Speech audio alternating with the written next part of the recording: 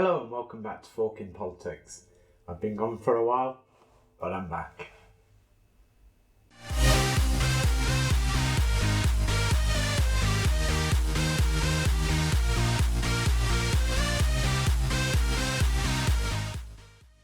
In today's episode, we're going to look at the by-election in Stoke Central. As many of you will know, Tristram Hunt, the Labour MP, stood down so that he could go take up a directorship in a museum. He'd frankly had enough of the Corbyn Labour fiasco and he quit. It's little known that since 1624 MPs aren't allowed to resign. They are allowed to be expelled from Parliament, they can leave through death, but they can't leave through resignation. In the description, I've set out the briefing paper on the Commons website on this. So to get around this 1624 ruling, the way that an MP would resign his or her seat is to be given a royal warrant, a position within the royal household, and that disqualifies them from standing in the Commons.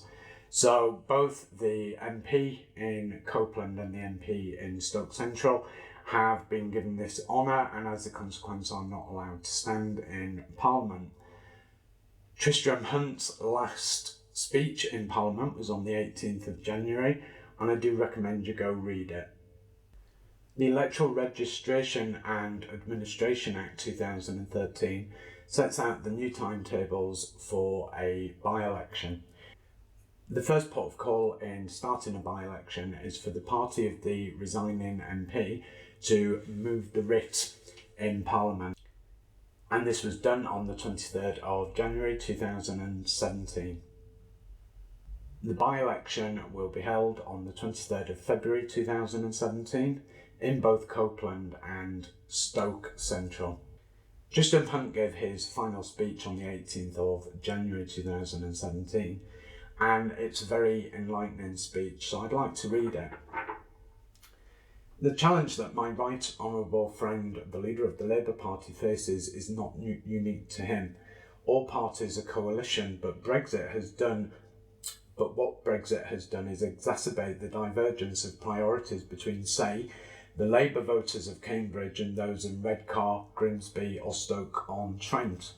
Keeping a metropolitan and post-industrial coalition together is no easy task.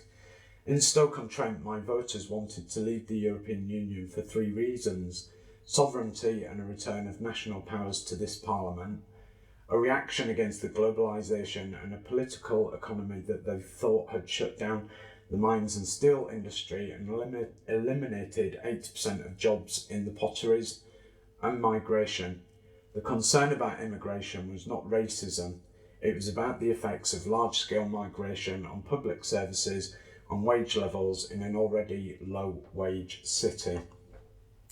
And that's rather enlightening for a number of reasons, particularly the fact that the person that is now standing for the Labour candidacy is vehemently anti-Brexit. So they have now moved the writ and there will be an election on the 23rd of February.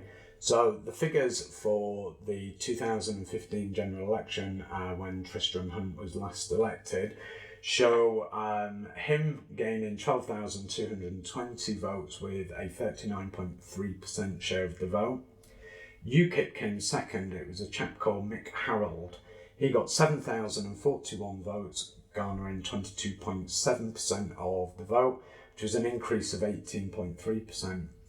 Conservatives got 22.5% of the vote, which was 7,008 votes.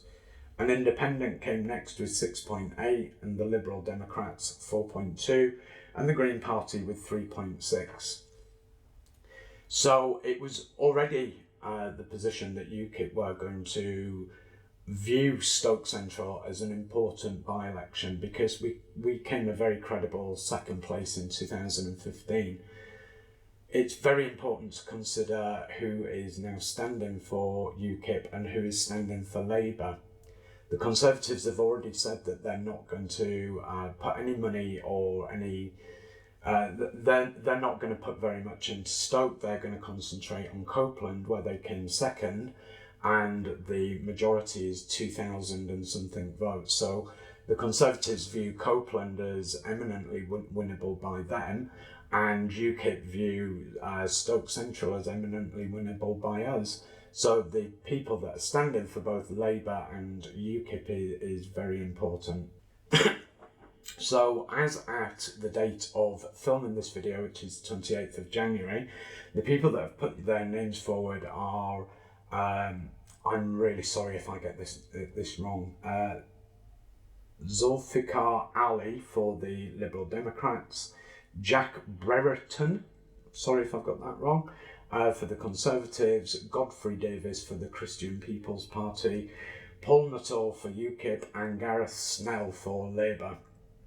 I'll obviously discuss UKIP and its leader Paul Nuttall in a moment. So, as I've said, Labour, they view this as a seat that they should win. They've held it since the 1950s, but in the last two elections, their majority has slipped. So, who did they choose to stand for them and to stand for the people that voted 70% leave in the EU referendum? This is him, Gareth Snell.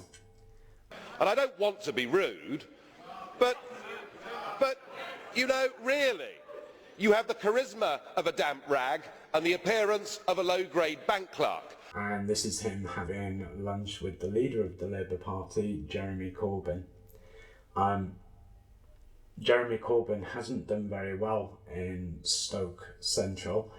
He was in Stoke today on the 28th of January and refused to give an interview to the press, which was astonishing. So this is what the journalists were asking him. He thinks you're a supporter of Hamas. Anything to say about that? Greg and I are great friends, and we've been knocking on doors together. We're very happy. Thank you very much indeed. We have to be rather astonished that Jeremy Corbyn was actually able to manage to find himself further north than his seat in Islington, because he doesn't seem to ever come up north, and London seems to be a hard gate for him to get past. So he has done it, and he came up to help Mr. Snell. And this is Mr. Snell. He hates Twilight. How anyone could vote for Gareth Snell is beyond me. He hates Twilight. But I think this tweet eminently sets out who Gareth Snell is. The whole world can just fuck off. Thanks, Gareth. We're really pleased that you're in this race. So his tweets about Jeremy Corbyn are rather telling, and there are that many. I'm not actually going to read them out. I'm just going to put them up behind me so that you can read. I do recommend that if there's many, you pause it, because they are highly amusing tweets. They set out that Mr. Snell views Jeremy Corbyn as a despicable person. He says that under Jeremy Corbyn, Labour can never win an election. He says that Jeremy Corbyn isn't fit to be the leader, he's incapable of being a leader. He says that Jeremy Corbyn is a Hamas-loving, IRA-supporting career politician. And this is the man that is representing Jeremy Corbyn in a by-election which potentially could be of enormous importance to the Labour Party and Jeremy Corbyn.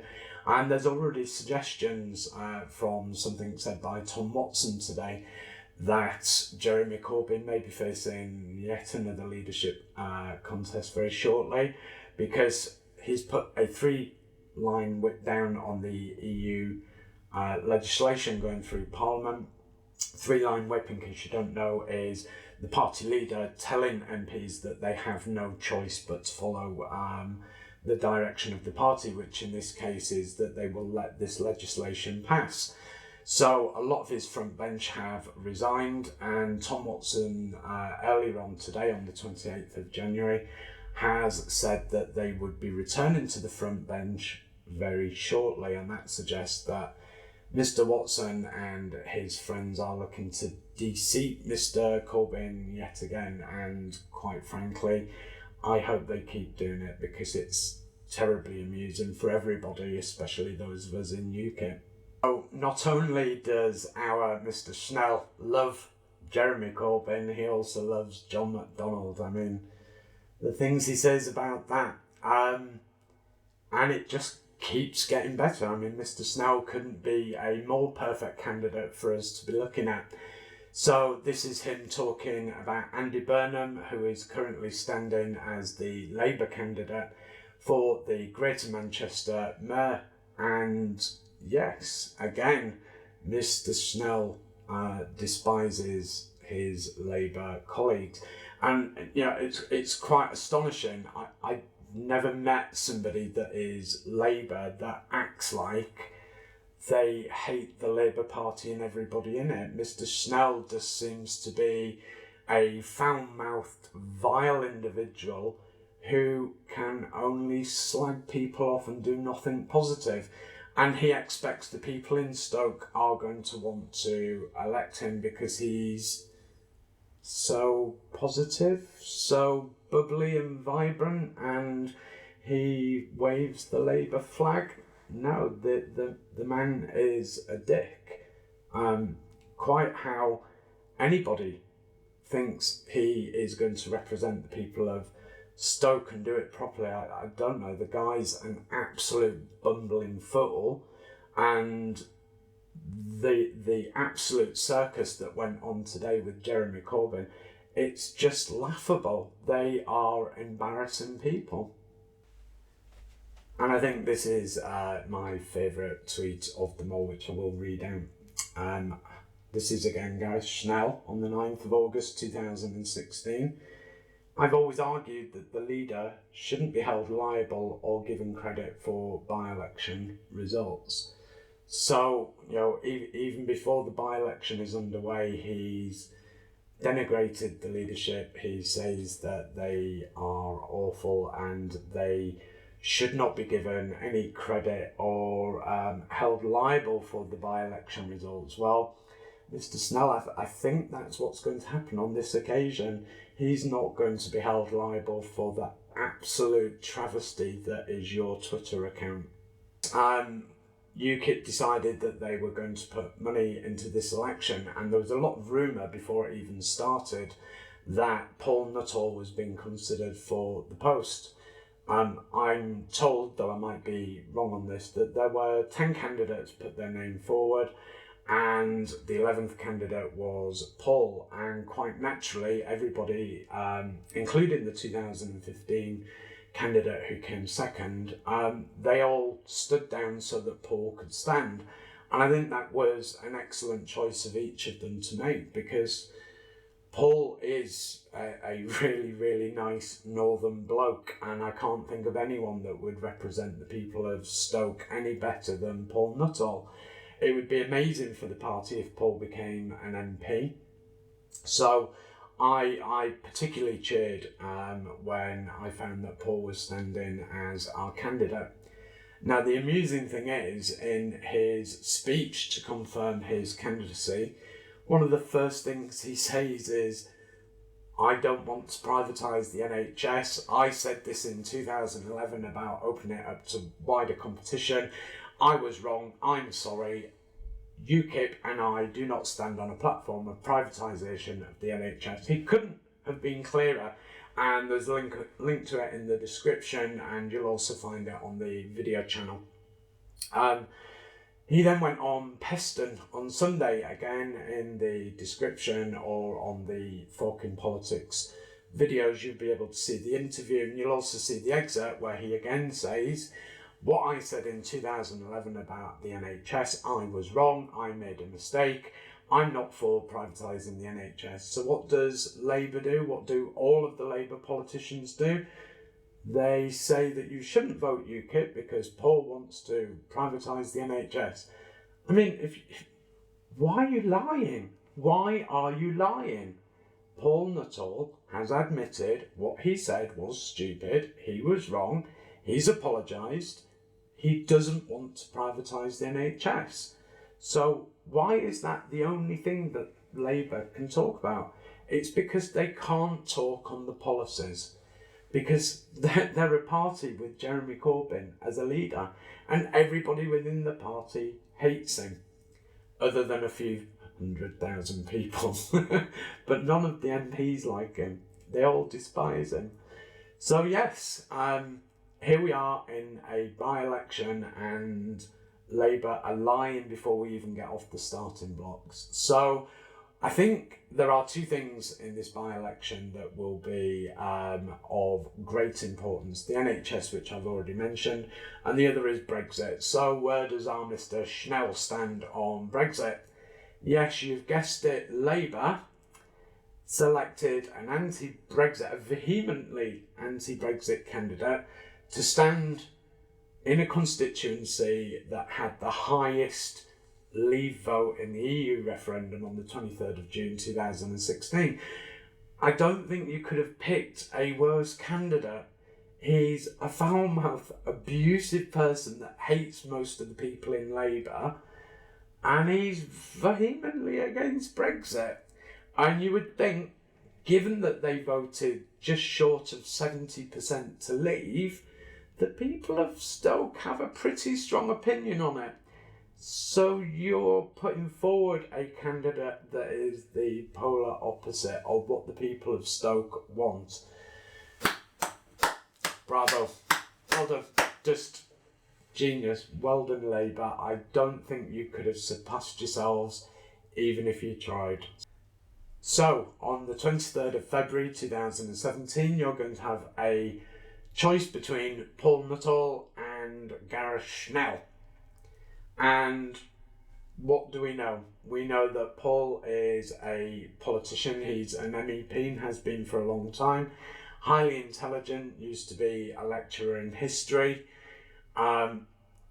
He's been doing politics in Europe for quite a long time, so he's an experienced man. Or you have a foul-mouthed, vile individual that seems to hate everybody in the Labour Party, who despises the people of Stoke because they voted to leave the European Union.